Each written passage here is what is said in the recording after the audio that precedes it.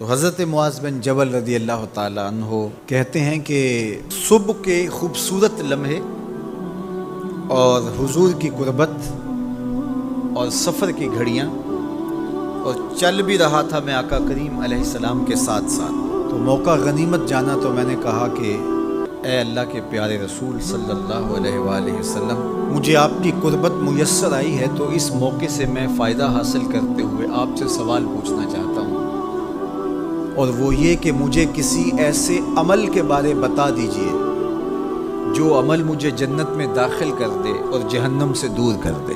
تو حضور علیہ السلام نے اس سوال پر ان کی تحسین فرمایا تو نے بہت بڑا سوال کیا ہے، اس کا جو جواب ہے کہ جنت نصیب ہو اور مجھے جہنم سے نجات ملے تو یہ اتنا آسان کام نہیں ہے، یہ بڑا مشکل کام ہے، لیکن جس پر اللہ آسان کر دے اس کے لیے مشکل نہیں ہے۔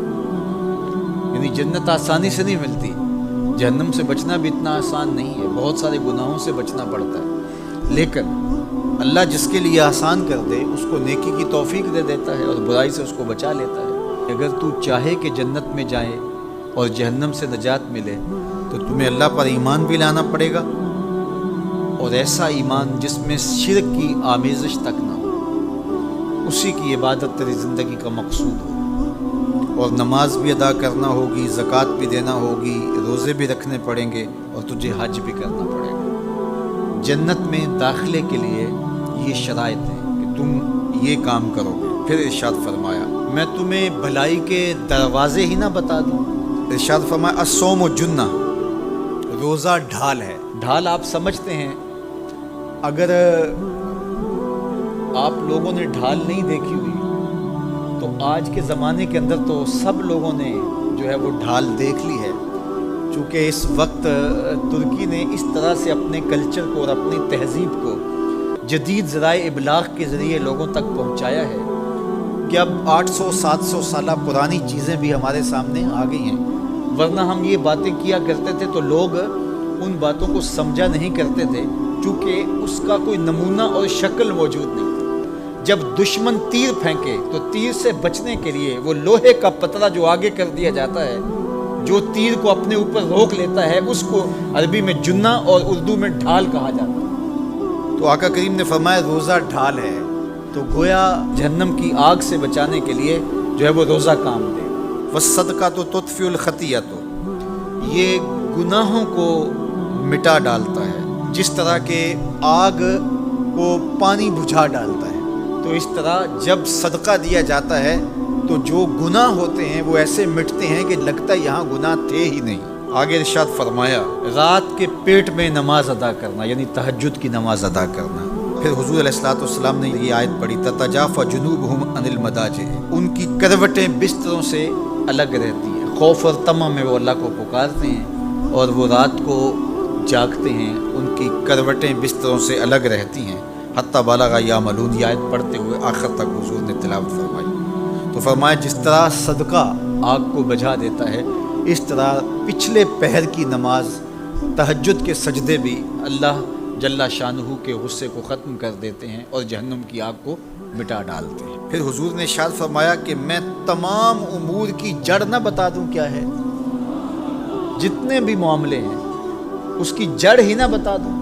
میں نے جھولی پھیلا کے کہا حضور کیوں نہیں، خیرات ڈالی ہے، تو حضور نے ارشاد فرمایا راس الامر الاسلام، سارے امور کی جڑ اور بنیاد سر اسلام ہے۔ اگر اسلام ہے تو عمل قابل قبول ہے، اور اگر اسلام ہی نہیں ہے تو پھر جتنے مرضی نیک عمل کرتے رہیں، جتنا مرضی پانی ڈالیں، جتنی مرضی کھاد ڈالیں، تو اگر جڑ ہی نیچے سے کٹی ہوئی ہے تو درخت ہو پائے گا؟ کبھی بھی نہیں ہو پائے گا۔ تو کہا جڑ اسلام ہے، اس لیے عقیدے کی صحت عمل کی قبولیت کی ضمانت ہے، تو تمام امور کی جڑ اور بنیاد اور سرا اسلام ہے، اور اس کا ستون نماز ہے۔ اور صحابہ نماز کے جس طرح پابند رخوگر تھے، تو وہ تاریخ کی روایات آپ دیکھ سکتے ہیں، آپ کو ایک صحابی بھی بے نماز نہیں ملے گا۔ وذروۃ صنامہ الجہاد، اور کوہان کی بلندی، چوٹی اسلام کی، وہ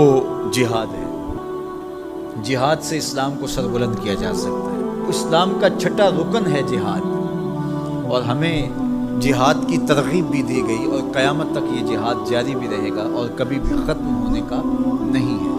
ہاں اس کے اصول و ضوابط ہمیں دیے گئے، جہاد کے نام سے فساد فی الارض نہ کیا جائے، لیکن جہاد کا انکار اسلام کا انکار ہے۔ یہ اسلام کی چوٹی ہے، ذروۃ و سنام کہا گیا، یہ کوہان کی بلندی ہے۔ تو حضور علیہ السلام نے آخر میں فرمایا کہ میں تمہیں سارے معاملات کی جڑ ہی نہ بتا دوں، خلاصہ ہی نہ بیان کر دوں؟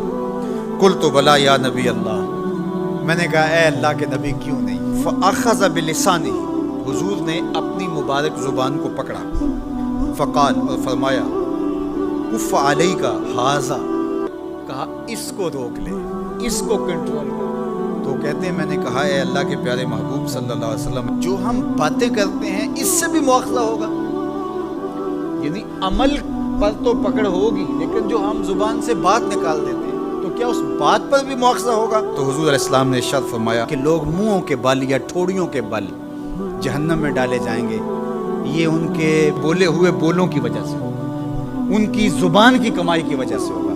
تو اپنی زبان کی حفاظت کرو تو جنت کا داخلہ مل جائے گا۔ تو گویا زبان کی حفاظت سے لے کر کے اللہ کے حضور سجدے تک اور اللہ کی عبادت تک، یہ ہے وہ نصاب جو جنت میں جانے کا ہے۔ اللہ ہم سب کو 5 گانا باجماعت نماز کی توفیق دے، اللہ ہمیں توفیق حج کی نصیب کرے، اللہ ہمیں رمضان المبارک کے روزے رکھنے کی توفیقات سے مالا مال کرے، اللہ اپنی راہ میں جد و جہد اور جہاد کی توفیق سے مالا مال کرے، اور اللہ ہمیں ہماری زبان کی حفاظت کی توفیق دے تاکہ ہم خیر کی راہوں کے مسافر رہیں۔